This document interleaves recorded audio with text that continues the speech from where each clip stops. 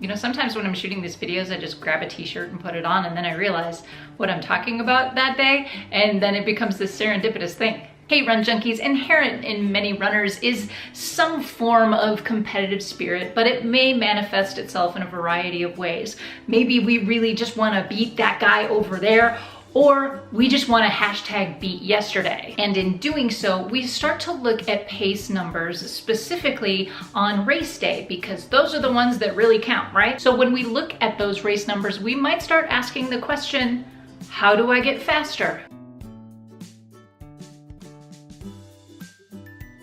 Now this boils down to a wide variety of factors, and I will get into several of those as we go through this video, but it really boils down to just adding speed work into our training week. It is much more complicated than that though, because the type of speed work you add into your training is dependent on your time and distance goals as well as your current fitness level. So today let's talk about the variety of speed workouts and when and how you would use them. Now please keep in mind, for all of these speed type workouts, you definitely want to start out with an easy jog or a walk for at least 10 minutes before diving into the speed work proper. And before you begin any new exercise training program, please check with your doctor. Now, if you've never done speed work before, these are really great for the novice runner, and they're called strides. You might also see them listed as accelerators or glides, depending on the training philosophy you follow. These are super short repeats, usually done at the end of your run, but you can mix them in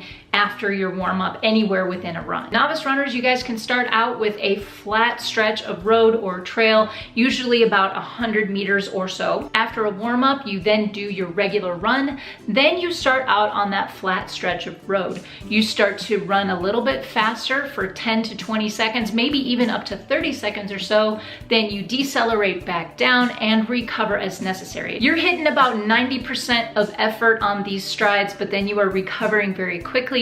You get back into an easy jog, and then you repeat the process for as many times as it says on your training plan, usually about 4 to 8 times. This is how my coach, Coach Christine Hinton, programs these in for my training plan, and these are straight out of my training plan for July. These basically just mean that between 4 and 8 repetitions of 10 up to 20 seconds each rep, and then that is my stride set. Strides are a great introduction to speed training, and everyone can do them. They basically teach your legs to turn over a little faster without putting in a full, heavy, tough workout. Then if you're feeling adventurous, you can take your strides up a hill, because hills are fun.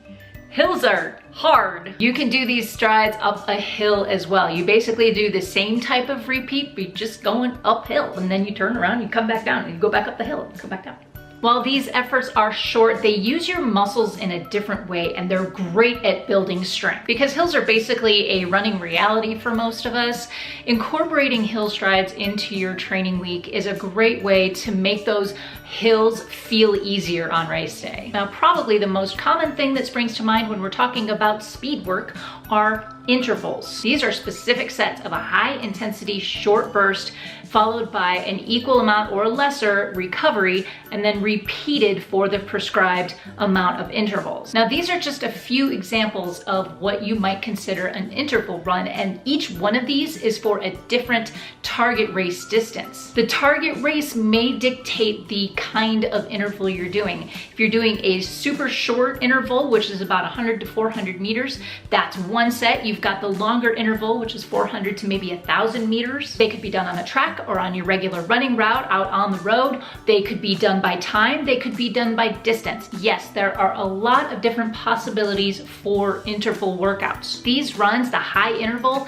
can be done at 85 to 95% of your maximum effort. The idea here is that short bursts of speed followed by short recovery periods and repeated over and over again gets those legs turning over faster. It drops time off of your average pace, and when done regularly throughout a training plan, you will see those results on race day. Now, a good rule of thumb with these intervals is that short burst of speed followed by the recovery, that recovery period is half to 100% of the high interval. So for example, if you have a 1 minute interval followed by 30 to 60 second recovery, that's what an interval looks like. It's not just recover until you feel better, it's get back into that interval and get it done. The purpose is to train your cardiovascular system to move that oxygen efficiently and quickly. Stressing the body in this way will reap benefits if it's done consistently, maybe 1 or 2 times a week. These are really hard workouts, but they will more than likely increase your running strength and maybe even improve your form. The next category of speed training is the tempo run. Now, tempo runs are plugged into a workout that might be a little longer,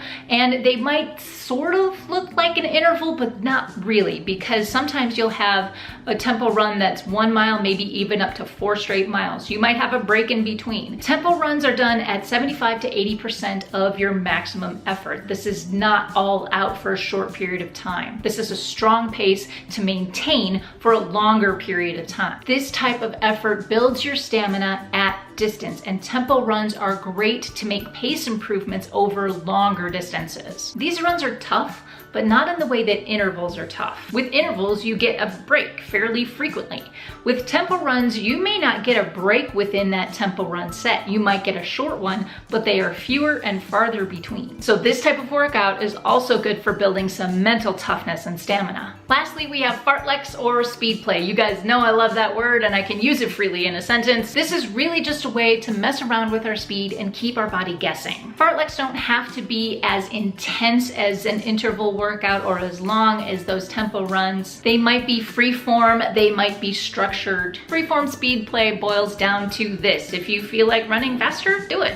If you feel like running even faster than that, do it. If you feel like slowing down, you get the idea. Other speed play workouts might be a little bit more structured. You might have a prescribed number of sets within, but not intervals. So you can play around with your speed, throw them in however you want. You can recover as much as you want in between, but it's a little bit more structured. These would be programmed if you had some specific target race pace goal. Now, a couple of final quick notes about speed work that I want to make very clear.